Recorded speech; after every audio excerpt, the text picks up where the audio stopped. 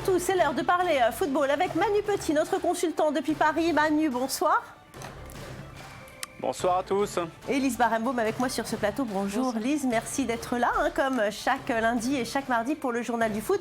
Reste avec nous, aujourd'hui on va parler de Ligue 1 et de foot allemand.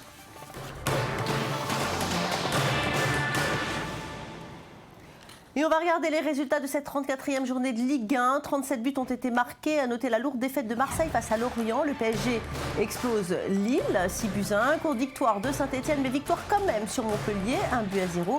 Monaco s'impose sur Lens, 3-0. Et lors de l'épilogue de la dernière journée, donc Lyon n'a laissé aucune chance à Reims. 4-2.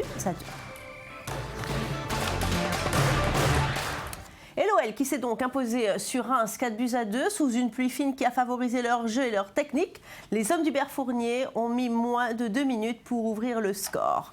C'était formidable ce match-là, Manu. Ouais, il ne fallait pas arriver en retard au stade, Valérie. Donc je crois que la pression qu'ont mis les Parisiens, parce qu'ils ont joué vendredi contre Lille, où ils avaient explosé d'ailleurs la défense lilloise 6-1. Ils avaient mis une pression, donc, parce qu'en plus, ils ont un match de retard, les Parisiens. Donc, les Lyonnais ne sont pas tombés dans le piège. Ils ont su garder leur sang-froid et continuer à jouer de la même manière qu'ils jouent depuis le début de saison, c'est-à-dire très collectif, très fluide techniquement, avec des joueurs aussi capables de s'entendre à merveille dans les derniers 20 mètres. Donc, que ce soit Lacazette, Fekir ou Ntep. Donc, c'est vraiment un florilège à chaque fois. Ils se créent énormément d'occasions et ils sont extrêmement décisifs. Mais surtout, moi, ce qui me laisse présager vraiment d'une très, très belle saison à venir également pour l'Olympique Lyonnais, s'ils avaient à conserver leur jeunesse dorée, c'est le plaisir qu'ils prennent à jouer ensemble. C'est vraiment ça le transpire, ça se voit sur le terrain et ça se voit au compteur. En tous les cas, quand vous parlez de compteur, on va parler aussi du compteur but d'Alexandre Lacazette qui a inscrit le but du break, devenant ainsi le meilleur buteur de l'histoire de l'OL sur une saison de championnat. 26 buts, Lacazette qui a d'ailleurs déclaré qu'il ne comptait pas s'arrêter là, Manu. J'espère bien pour lui, parce que marquer autant de buts avec une équipe qui est issue principalement du centre de formation, c'est quand même très révélateur. Dans un monde qui est dirigé par l'argent, d'une façon générale, on voit que la formation française redevient à l'honneur avec l'Olympique Lyonnais. Donc il ne s'arrête pas là, heureusement, parce qu'on est à 1 an de l'Euro. Je pense que lui aussi, il a des objectifs privés qu'il veut mettre en place. Alors, est-ce qu'il va rester à l'Olympique Lyonnais? Ça, j'en sais rien. Mais c'est de bon augure, en tout cas pour lui et l'équipe de France. Le PSG, de son côté, a montré sa force ce week-end. Les hommes de Laurent Blanc se sont remis de leur élimination en quart de finale de la Ligue des Champions. Ils ont facilement disposé de Lille, 6-1. Et non, ce n'est pas un score de match amateur. Grâce à un triplé de Lavezzi, un doublé de Cavani et un but de Maxwell. Ça fait longtemps qu'on n'avait pas vu un score comme ça en championnat de France, Manu.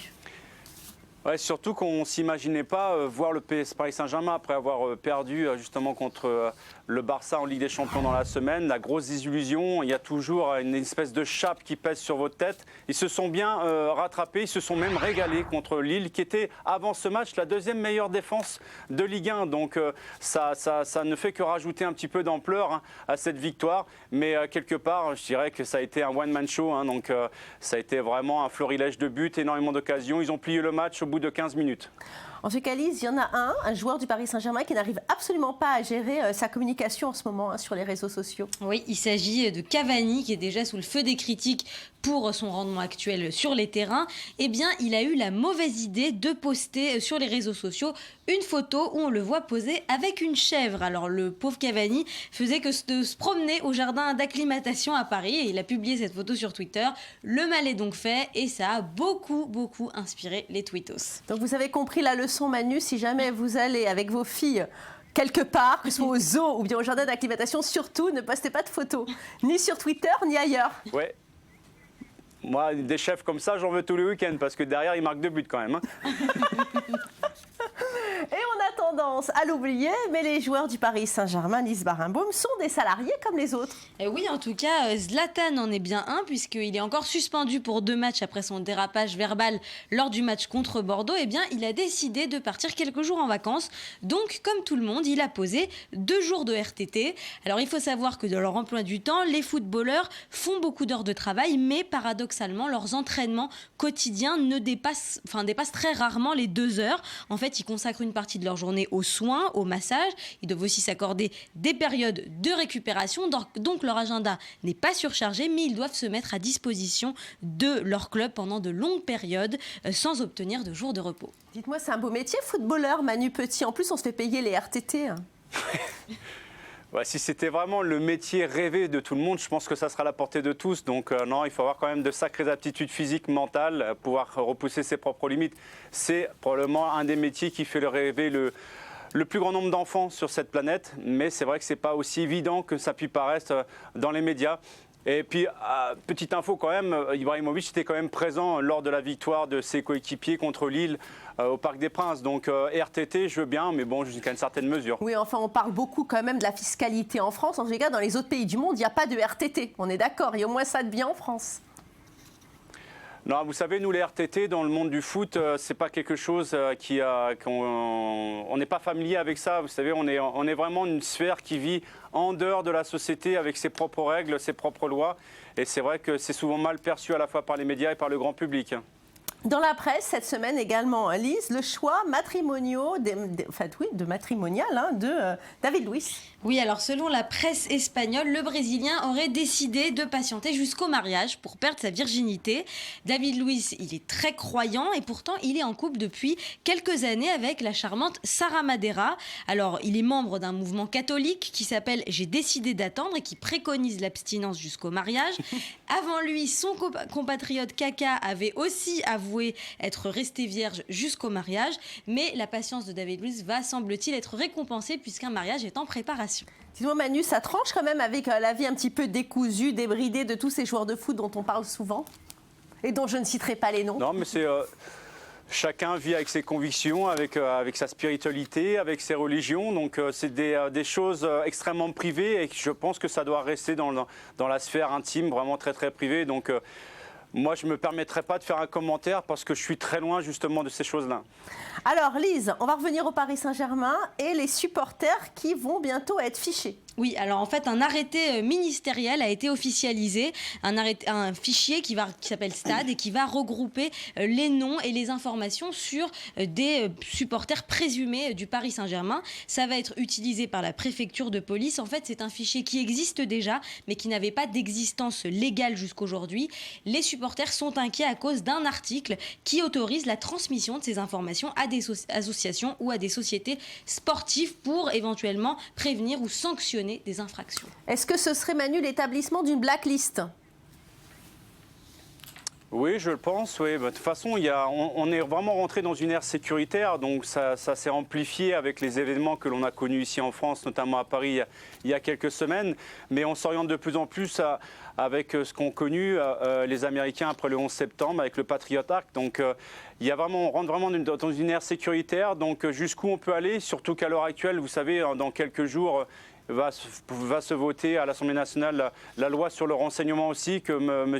Valls veut absolument pour les services de renseignement. Donc je dirais qu'à l'heure actuelle, c'est pas bien, c'est pas bon d'être une frange de supporters, mais en plus c'est très ciblé donc d'un point de vue géographique. Donc c'est vraiment les supporters parisiens, la région parisienne, et c'est une liste exhaustive d'informations. On peut même commencer dès l'âge de 13 ans. Donc vous voyez, la liberté aujourd'hui, elle est de plus en plus menacée. Donc, est-ce que le but en fait, c'est protéger la communauté et réduire les libertés individuelles. Donc, c'est vraiment un vaste débat. Donc, je n'ai pas les compétences pour vous dire ce que j'en pense réellement. Je dirais que quelque part, ça m'inquiète parce qu'on est probablement un des rares pays en France à avoir de gros problèmes avec nos supporters et on a du mal à pouvoir les gérer.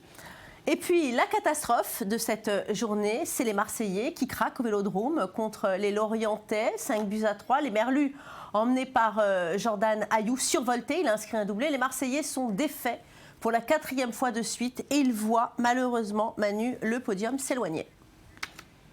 Alors ça, sincèrement, il y a des défaites que l'on peut éviter. Il y a des défaites honteuses et celle-ci fait partie justement des défaites honteuses. Comment pouvez-vous expliquer à vos propres supporters, vous l'expliquez vous-même en tant que joueur de l'Olympique de Marseille, vous êtes sur 3 défaites consécutives, vous avez la possibilité de gagner 3 points face à une équipe qui joue sa relégation, qui a quelques points de faire partie des relégables, donc qui n'est vraiment pas bien mentalement.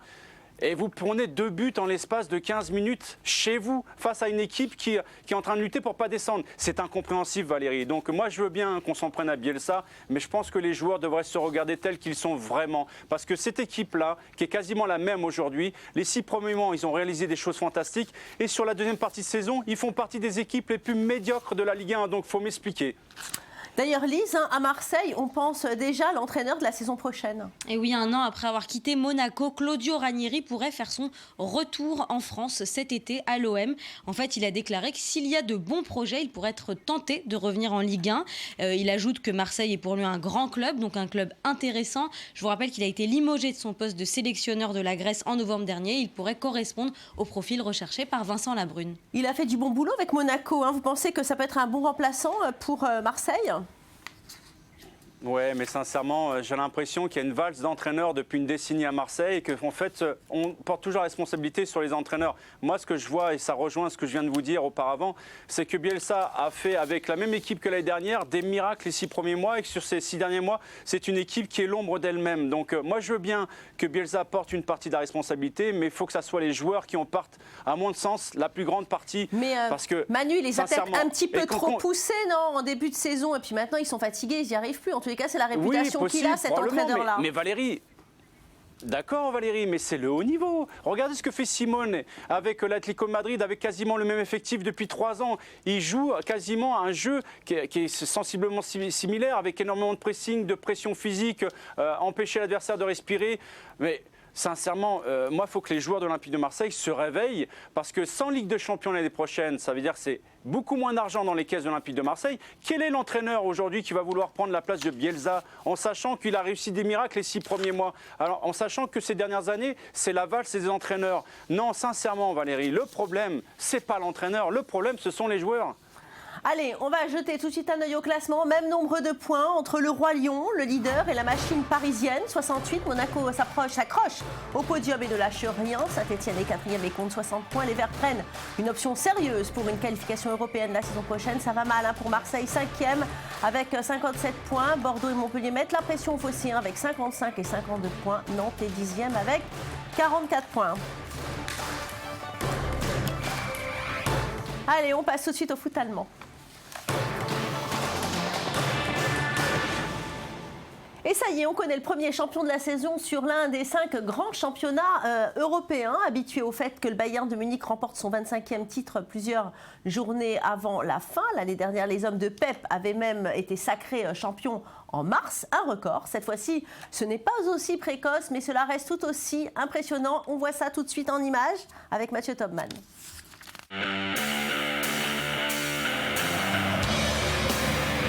C'est à travers leur télévision qu'ils l'ont appris. Les joueurs du Bayern Munich sont sacrés champions d'Allemagne pour la 3e année consécutive. Le premier poursuivant des Bavarois, Wolfsburg, est tombé face à Mönchengladbach. Une courte défaite 1-0, mais une défaite quand même qui donne aux hommes de Pep Guardiola le titre, alors qu'il reste encore 4 journées à disputer. Une saison allemande encore une fois survolée par les Munichois. En 30 journées, ils se sont imposés à 24 reprises pour 4 matchs nuls et 2 défaites. La différence de but est tout aussi impressionnante, 77 buts marqués et seulement 13 encaissés. Un peu plus tôt dans le week-end, le Bayern s'est imposé de justesse face au Hertha Berlin, l'unique but de la rencontre étant signé Schweinsteiger. Pep Guardiola a su compter sur un effectif solide qui ne lui a pas fait défaut.